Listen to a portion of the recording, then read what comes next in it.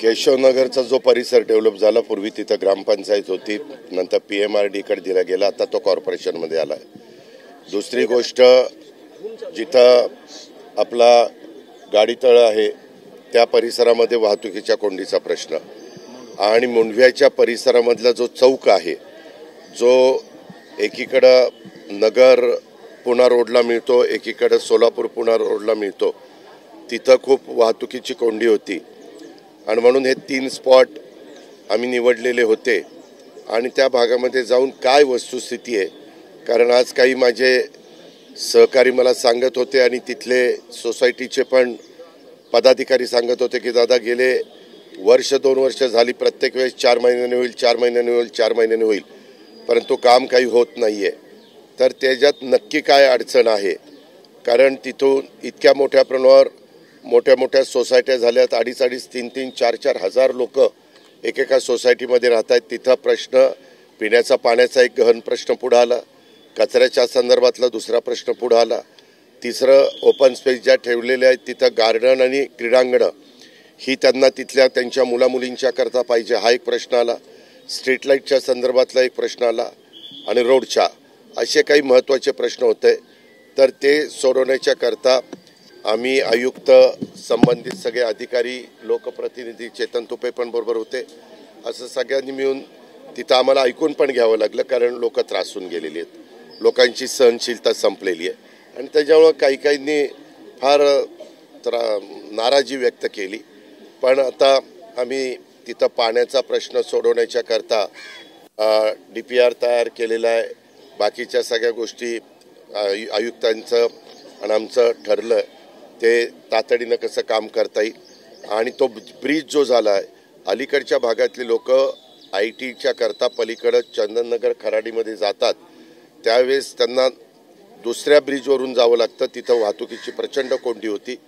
आज बघितलेला ब्रिज जर झाला, तिथं थोडासा दफनभूमीचा एक प्रश्न आहे, तो बऱ्याच अंशी मार्गी लागलेला आहे, परंतु काही ठिकाणी काही राजकीय लोक देखील त्याच्यामध्ये आडकाठी निर्माण करतायत असं कानावर आलं. मी आयुक्तांना सांगितलं की नागरिकांना कोणतरी राजकीय हस्तक्षेप करतोय, त्याकरता त्रास होत असेल तर सरकारी कामामध्ये अडथळा आणला असं म्हणून त्याला समजून सांगा, नाहीतर मग पुढची कारवाई करा, अशाही सूचना मी दिलेल्या आहेत.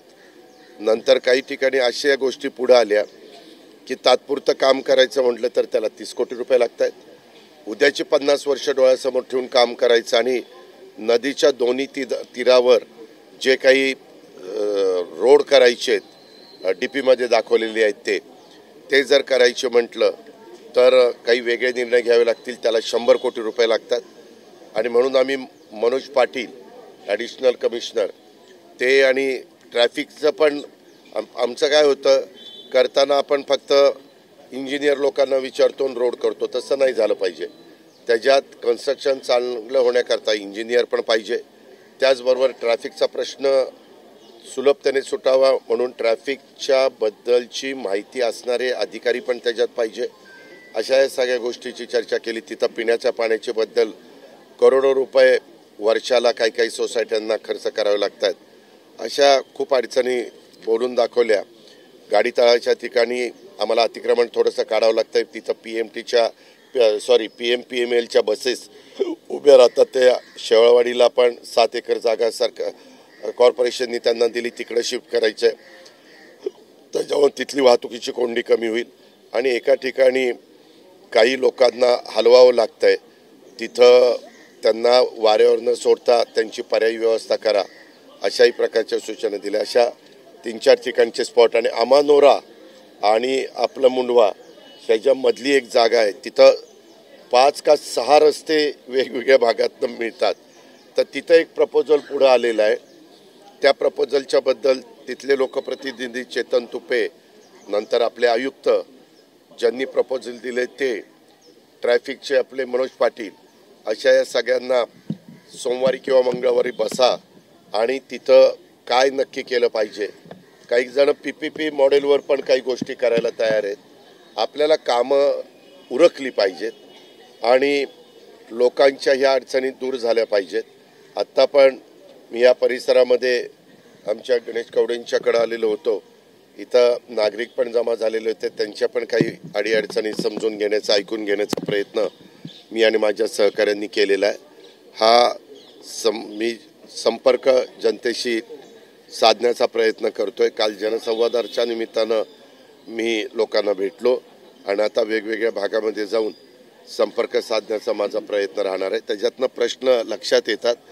आम्हाला ज्यावेळेस लोकांनी 5 वर्षाच्या करता प्रचंड बहुमताने निवडून दिलेलं आहे, त्यावेळेस निर्णय घेण्याच्या करता आमच्या समोर ज्यावेळेस फाईल येते त्यावेळेस आपल्याला प्रत्यक्षात तिथली परिस्थिती लक्षात आली तर निर्णय घ्यायला सोपं जातं.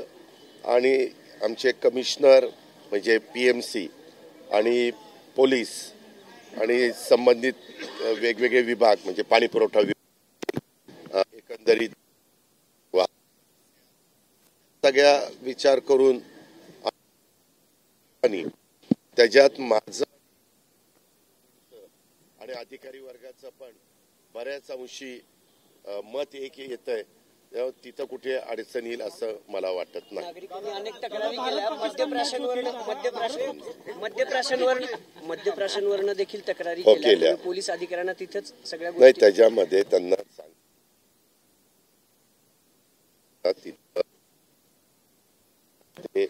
बुर्जी आणि काही गाडे लागतात तिथं करतात. नागरिकांना ज्यांचा जे व्यसनाधीन आहेत त्यांचा प्रश्न नाही, पण निर्व्यसनी लोकांना त्याचा त्रास सहन करावा लागतो आणि ते पण चुकीचं आहे.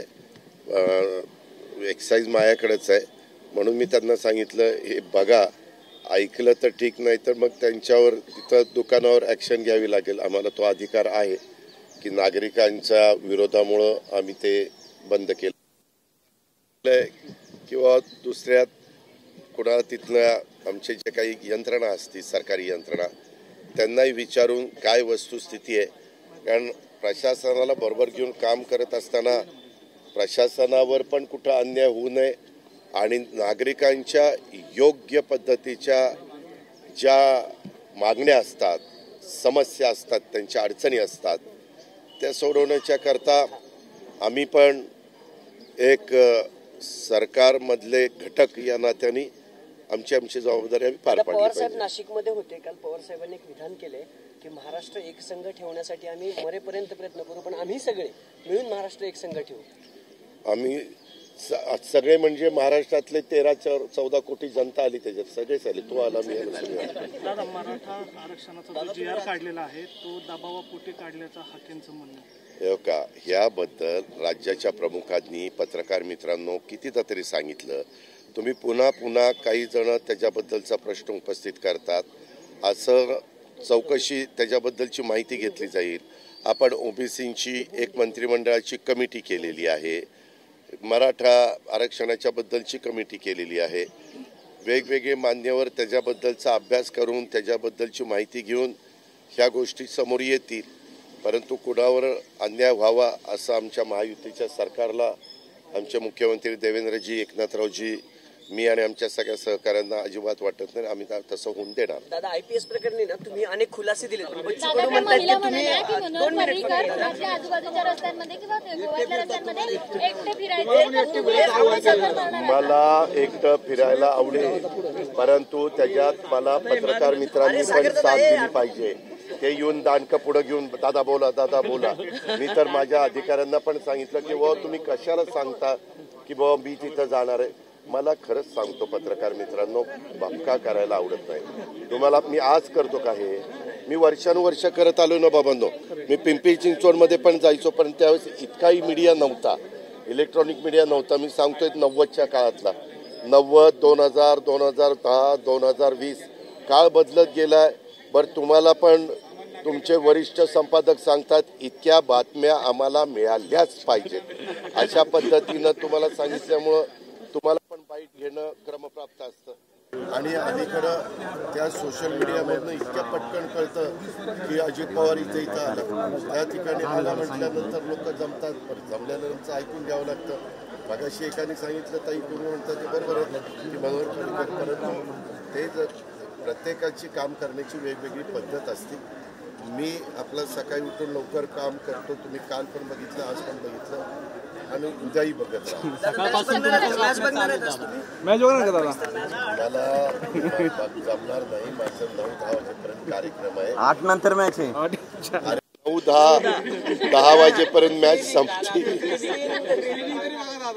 बघू आता तुमचा आग्रह आहे तर सगळं झाल्यावर वेळ असेल तर बघेल.